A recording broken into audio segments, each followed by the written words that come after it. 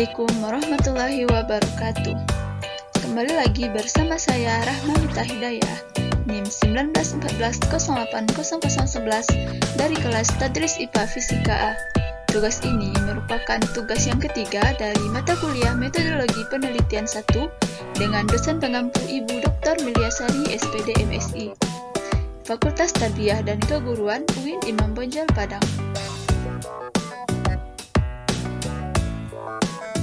Materi yang akan dibahas pada kali ini yaitu konsep dasar penelitian, yang mana subtopik dari materi ini yang pertama yaitu pola berpikir ilmiah dan non-ilmiah. Pola berpikir ilmiah tujuannya yaitu untuk upaya memperoleh pengetahuan tertentu dan untuk memperoleh kebenaran yang dapat dipertanggungjawabkan. Langkah umum dalam berpikir ilmiah ini yaitu identifikasi masalah, merumuskan masalah, memformulasikan hipotesis, memproyeksikan konsekuen atau akibat-akibat yang akan terjadi, dan melakukan pengujian hipotesis. Pola pikir yang dipakai dalam pola pikir ilmiah ini yaitu yang pertama induktif, yang dikembangkan oleh aliran empirisme. Pandangannya bahwa kebenaran dan ilmu pengetahuan hanya dapat diperoleh melalui pengalaman dan memberikan kerangka untuk membuktikan atau memastikan adanya kebenaran.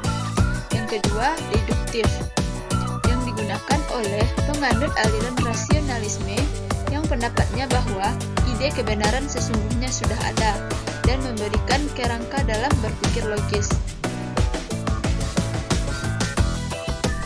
Yang berikutnya, gabungan deduktif-induktif yang dikembangkan oleh aliran konvergensi. Pandangannya, kebenaran akan ditemukan melalui usaha berpikir yang ditindaklanjuti dengan usaha pencarian bukti dalam kehidupan nyata. Kemudian, mendorong adanya metode ilmiah. Kebenaran dapat diperoleh dengan melakukan kegiatan penelitian yang dilakukan secara terencana, sistematis, dan terkontrol, serta bersifat konsisten. Yang berikutnya adalah pola berpikir non-ilmiah. Tujuan dari berpikir non-ilmiah ini yaitu yang pertama, upaya memperoleh pengetahuan tertentu secara sederhana dan untuk memahami fenomena tertentu secara sederhana. Cara yang dapat dilakukan yaitu melalui proses, menggunakan akal sehat berupa kebenaran dan dapat menyesatkan. Kemudian prasangka, selanjutnya intuisi yang digunakan untuk memecahkan masalah, penemuan ilmu pengetahuan secara kebetulan, contohnya penemuan kina sebagai obat penyakit malaria. Cara yang dapat dilakukan yaitu yang pertama dengan coba-coba atau trial and error dengan menggunakan metode yang bersifat sistematis namun kurang efektif dan efisien. Kemudian pendapat otoritas.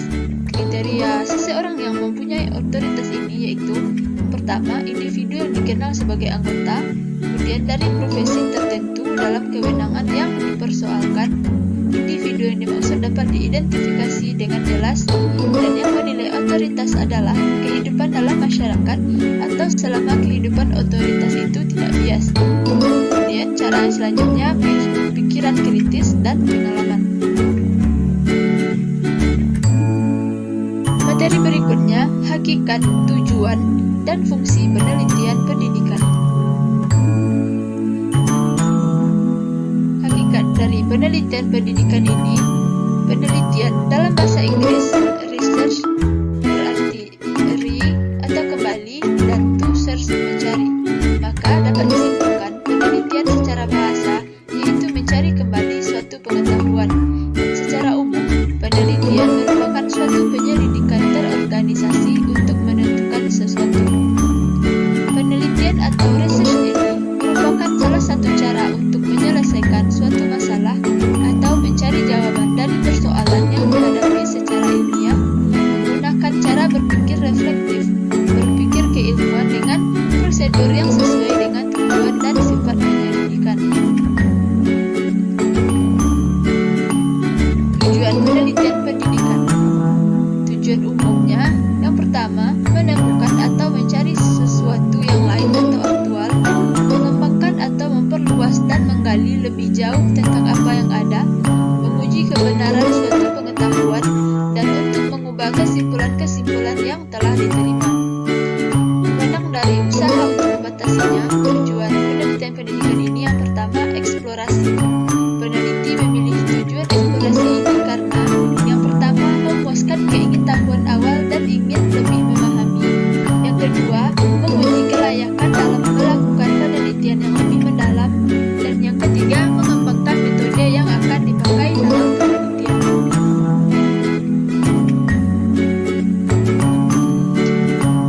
Yang kedua, deskripsi.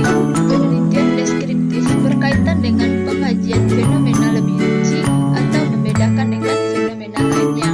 Yang ketiga, prediksi, yaitu penelitian prediksi berupaya mengidentifikasi hubungan atau keterkaitan yang memungkinkan kita menghitung tentang suatu hal berdasarkan hal yang lain. Yang keempat, eksplanasi. Penelitian eksplanasi mengkaji hubungan sebab akibat untuk menemukan apakah suatu eksplanasi atau keterkaitan sebab akibat valid atau tidak, atau menentukan mana yang lebih valid di antara dua atau lebih eksplanasi yang saling bersaing. Dan yang kelima, aksi. Penelitian aksi atau tindakan bertujuan untuk meneruskan salah satu tujuan di atas dengan penetapan persyaratan. Fungsi dari penelitian pendidikan ini yaitu yang pertama, mendeskripsikan, memberikan data informasi. Yang kedua, menerangkan data atau kondisi atau latar belakang terjadinya suatu peristiwa atau fenomena. Yang ketiga, menyusun teori. Yang keempat, mengendalikan peristiwa maupun gejala yang terjadi. Yang kelima, meramalkan, mengestimasi, dan memproyeksikan. Materi yang ketiga yaitu pendekatan penelitian, yaitu kuantitatif, kualitatif, dan gabungan atau mix. Penelitian kuantitatif.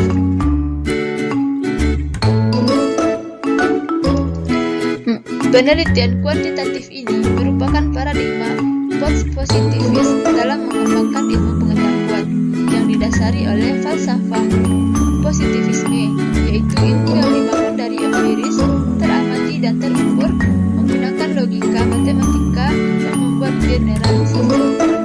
Ciri-cirinya yaitu bersandar pada pengumpulan analisis numerik, menggunakan strategi survei dan eksperimen, mengadakan pengukuran dan observasi, dan melakukan uji teori dengan melakukan uji statistik.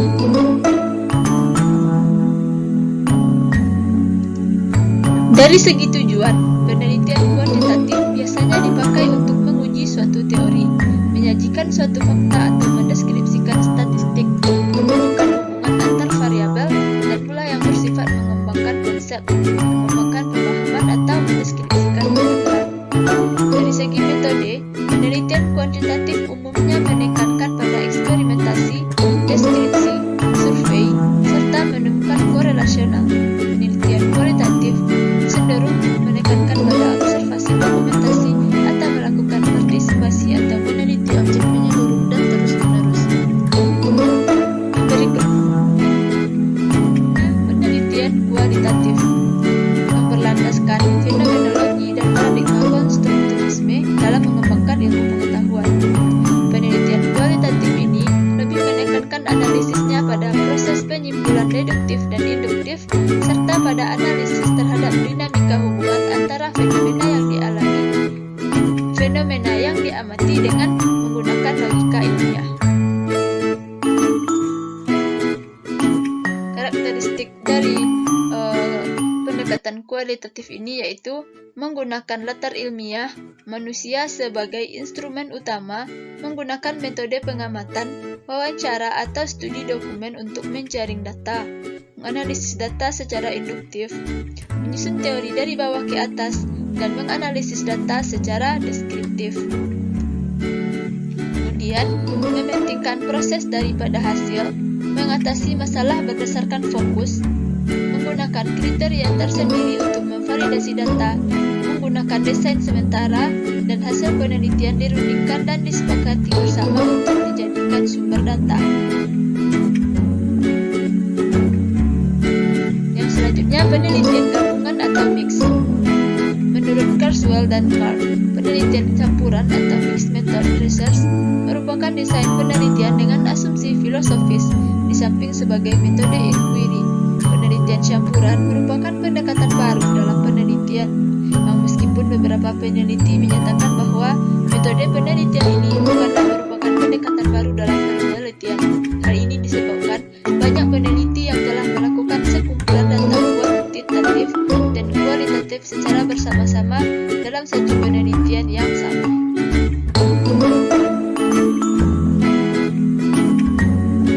Materi yang keempat yaitu jenis-jenis penelitian di bidang pendidikan. Pertama, penelitian eksperimen.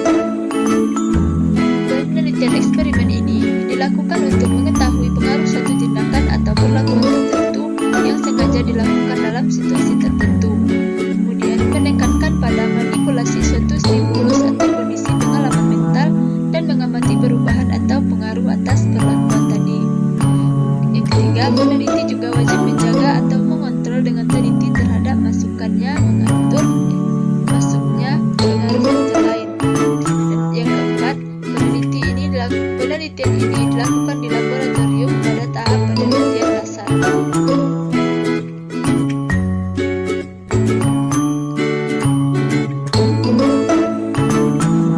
Karakteristik dari penelitian eksperimen ini.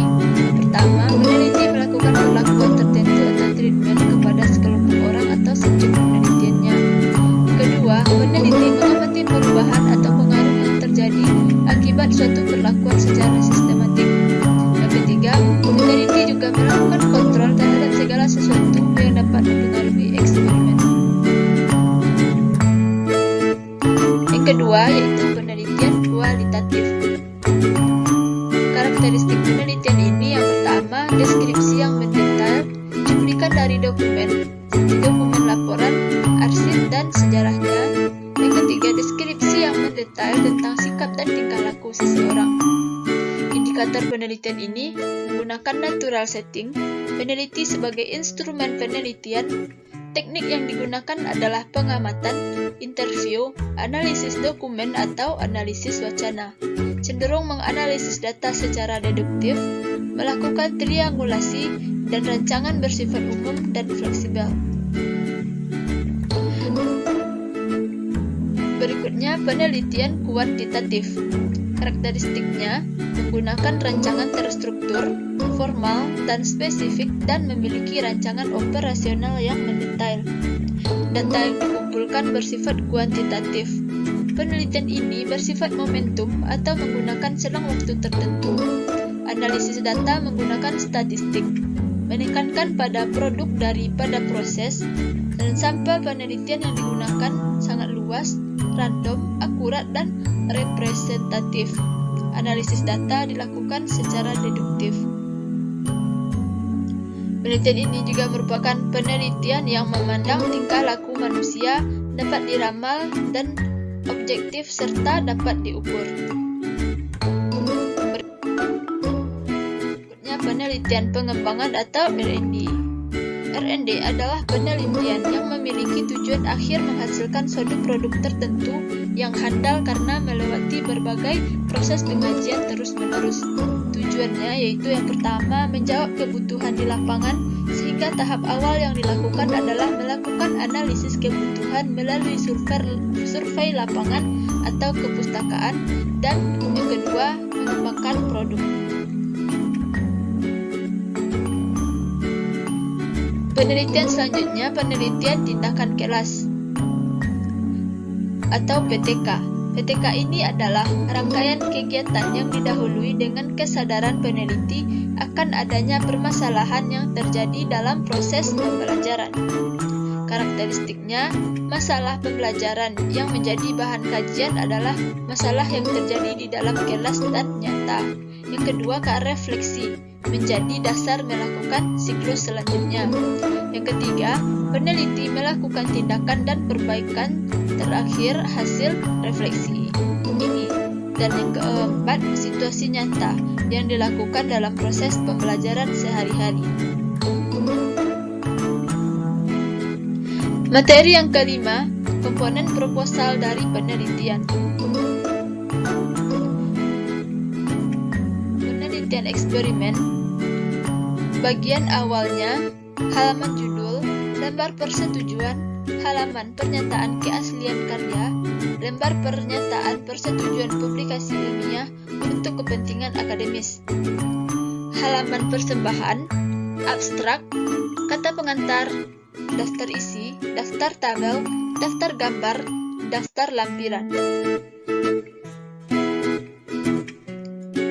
Dan komponen utamanya atau bagian isi yang pertama yaitu bab 1 atau pendahuluan yang memuat latar belakang masalah, rumusan masalah, batasan masalah, tujuan penelitian, manfaat penelitian, dan sistematika penelitian. Yang kedua, bab 2 yang membahas tentang kajian teori. Yang ketiga, bab 3 yang membahas metode penelitian. Bab 4 yang membahas hasil dan pembahasan penelitian. Dan yang ke bab 5 penutup yang mencakup kesimpulan dan saran. Kemudian komponen penelitian R&D. Bagian awal yaitu halaman judul, nota dinas, lembar pengesahan, pernyataan orisinalitas, persembahan, moto, abstrak, kata pengantar, daftar isi, daftar gambar, daftar tabel, dan daftar lampiran. Sedangkan untuk bab isinya, yang pertama yaitu bab 1 pendahuluan, mencakup latar belakang masalah, identifikasi masalah, batasan masalah, rumusan masalah, tujuan dan manfaat penelitian, spesifikasi produk yang diharapkan. Kedua yaitu bab 2 kajian teori yang membahas konsep pengembangan media, kajian teori, penelitian yang relevan dan kerangka berpikir. Pada bab 3 metode penelitian mencakup tempat dan waktu penelitian, karakteristik sasaran penelitian, teknik analisis data, jadwal penelitian. Pada bab 4 yaitu hasil penelitian dan pembahasan, dan bab 5 yaitu penutup meliputi kesimpulan dan saran. Pada penelitian korelasi, bagian awalnya halaman judul, halaman persetujuan pembimbing, halaman persetujuan oleh penguji, dan halaman keaslian karya serta halaman persetujuan publikasi, halaman moto dan persembahan, kemudian abstrak, kata pengantar, daftar isi, daftar tabel, daftar lampiran. Bagian isi, bab 1 yaitu pendahuluan, latar belakang masalah, rumusan masalah, tujuan penelitian dan manfaat penelitian. Bab 2 membahas landasan teori. Bab 3 metode penelitian. Bab 4 data dan analisis. Bab 5 kesimpulan. Dan bagian penutupnya daftar pustaka dan lampiran. Kemudian penelitian komponen untuk penelitian deskriptif. Bagian awalnya dapat kita lihat pada slide di sini.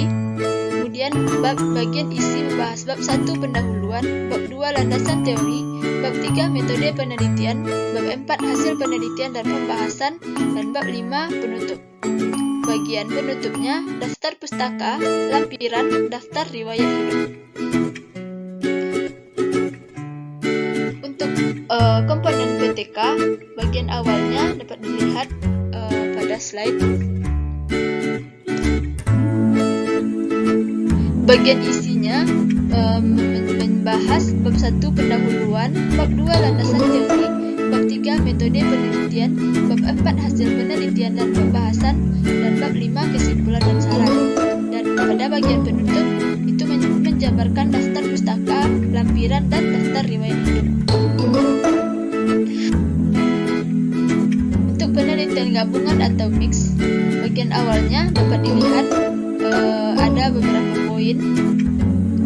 Kemudian bagian isi bab 1 sampai bab 5 sama dengan penelitian-penelitian yang lainnya. Pada bagian penutup yaitu daftar pustaka, lampiran, dan daftar riwayat hidup.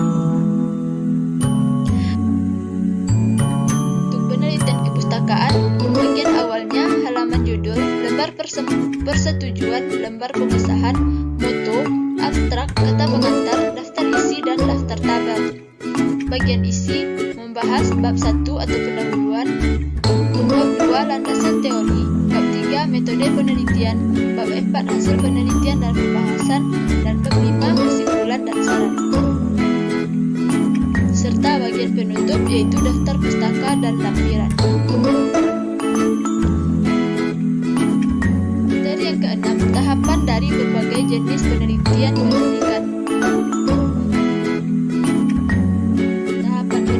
Eksperimen. Menurut GEI, langkah-langkah dalam penelitian eksperimen yang perlu ditekankan yaitu memilih dan merumuskan masalah, memilih subjek atau instrumen pengukuran, merumuskan hipotesis penelitian, menentukan variabel penelitian, memilih desain penelitian, melaksanakan prosedur, menganalisis data, dan merumuskan kesimpulan. Langkah-langkah pokok penelitian eksperimen: melakukan telaah kepustakaan yang berhubungan dengan permasalahan, identifikasi dan definisikan masalahnya, rumusan hipotesis, itu dengan menentukan faktor-faktor yang berpengaruh dan didefinisikan istilah-istilah pokok dengan variabel-variabel penelitiannya, susunan rencana eksperimennya, identifikasi seluruh variabel dan eksperimental yang mungkin mengkontaminasi eksperimen dan tentukan bagaimana untuk mengontrol variabel tersebut, dan kemudian pilihlah rancangan penelitiannya.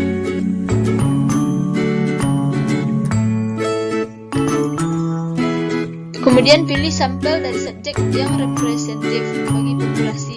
Pilih atau susun dan validasi instrumen yang akan digunakan untuk mengukur hasil eksperimen. Rancangkan prosedur pengumpulan data dan kemungkinan melakukan uji coba untuk menyempurnakan instrumen atau rancangan. Kemudian rumuskan hipotesis statistik atau hipotesis nolnya. Kemudian laksanakan eksperimen. Yang keenam, susun data mentah yang diperoleh dengan tujuan pengaturan data agar menghasilkan kesimpulan paling baik terhadap efek yang diperkirakan akan ada. Kemudian menerapkan uji signifikansi untuk menentukan taraf kepercayaan terhadap hasil penelitian. Dan yang kedelapan, buatlah interpretasi terhadap hasil penelitian tersebut, kemudian berikan diskusi dan buatlah laporannya. Tahapan penelitian R&D. Langkah-langkah dalam penelitian dan pengembangan ini menurut Sugiono adalah: yang pertama, potensi masalah. Potensi adalah segala sesuatu yang bila didaya gunakan akan memiliki nilai tambah, sedangkan masalah adalah penyimpangan antara yang diharapkan dengan yang terjadi. Yang kedua, mengumpulkan informasi, yaitu informasi yang dapat digunakan sebagai bahan atau perencanaan produk sesuatu yang diharapkan dapat mengatasi masalah tersebut. Yang ketiga, desain produk, yaitu yang menghasilkan produk yang diharapkan dan meningkatkan produktivitas pendidikan, yaitu lulusan yang berkualitas dan relevan dengan kebutuhan. Yang keempat, validasi desain, merupakan proses kegiatan untuk menilai apakah rancangan produk itu secara rasional baik atau efektif. Yang kelima, perbaikan desain. Setelah desain produk divalidasi melalui diskusi dengan para pakar dan para ahli lainnya, maka akan dapat diketahui kelemahannya, dan kelemahan tersebut diperbaiki dengan cara merubah desain.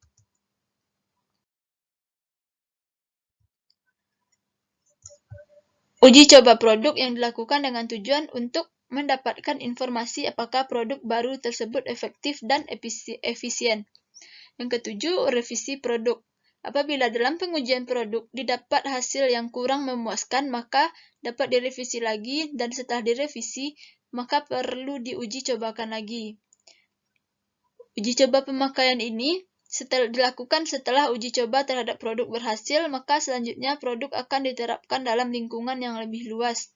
Kemudian melakukan revisi produk yang dilakukan apabila dalam pemakaian pada lembaga yang lebih luas terdapat kekurangan dan kelemahan. Dan yang ke-10, membuat produk secara massal. Tahapan penelitian korelasi. Penentuan masalah.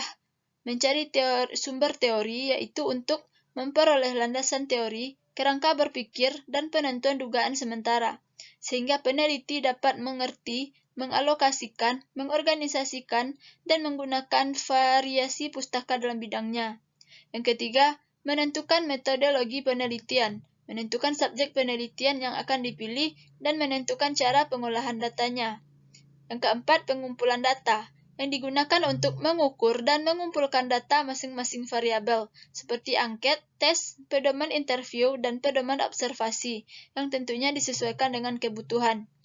Analisis data. Analisis data dilakukan dengan cara mengkorelasikan hasil pengukuran suatu variabel dengan hasil pengukuran variabel lain. Yang keenam, itu menarik kesimpulan, yang berisi tentang hasil analisis deskripsi dan pembahasan tentang hal yang diteliti dengan menggunakan yang mudah dipahami oleh pembaca secara ringkas.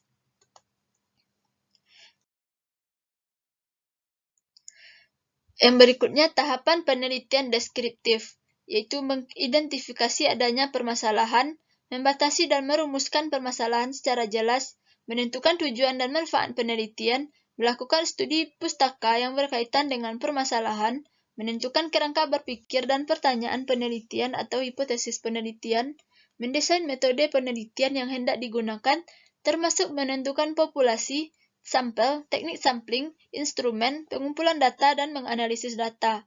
Kemudian mengumpulkan, mengorganisasikan, dan menganalisis data dengan menggunakan teknik statistik yang relevan, kemudian membuat laporan penelitian. Yang berikutnya, tahapan pada penelitian tindakan kelas atau PTK. Yang pertama, permasalahan. Guru dapat menemukan permasalahan yang tersebut bertitik tolak dari gagasan yang masih bersifat umum mengenai keadaan yang perlu diperbaiki untuk mendorong pikiran dalam mengembangkan. Kemudian menganalisis masalah.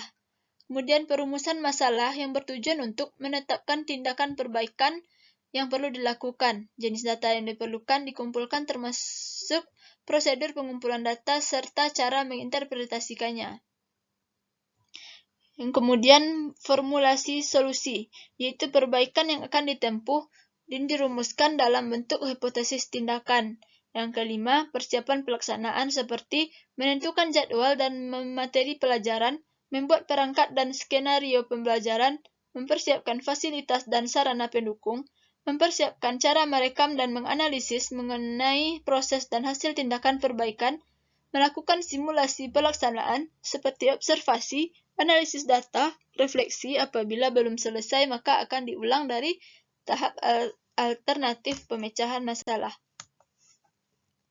Tahapan penelitian mix, yaitu mengumpulkan data, menganalisis data kuantitatif, menguji keabsahan data, melakukan interpretasi keseluruhan data, dan menganalisis data kuantitatif serta kualitatif.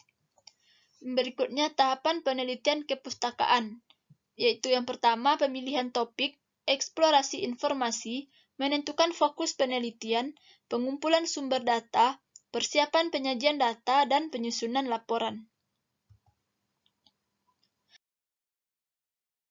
Materi yang ketujuh, hambatan dalam penelitian pendidikan beserta solusinya. Yang pertama yaitu hambatan. Hambatan ini meliputi yang pertama, kurangnya minat atau motivasi dalam diri mahasiswa, kemampuan akademik yang rendah, hambatan mengumpulkan data, hambatan menganalisis data, penelitian yang diharapkan lebih teliti dalam membedakan nilai moral yang berkaitan dengan tanggung jawab dan hati nurani, kurangnya kemampuan menulis karya ilmiah, kurangnya referensi seperti buku dan literatur, kesulitan menyusun atau memahami kajian pustaka, kurangnya pengetahuan tentang metodologi penelitian, gangguan dalam mengembangkan teori pendukung skripsi dan emosional, serta kesulitan dalam penyusunan pembahasan. Solusi untuk hambatan ini yaitu, yang pertama, penelitian diharapkan lebih teliti dalam membedakan nilai moral yang berkaitan dengan tanggung jawab dan hati nurani, agar peneliti lebih teliti dalam mencari data yang paling cocok dan tepat, yang sesuai dengan teori. Lebih melatih emosional diri, mencari literatur yang banyak, baik itu online maupun di perpustakaan.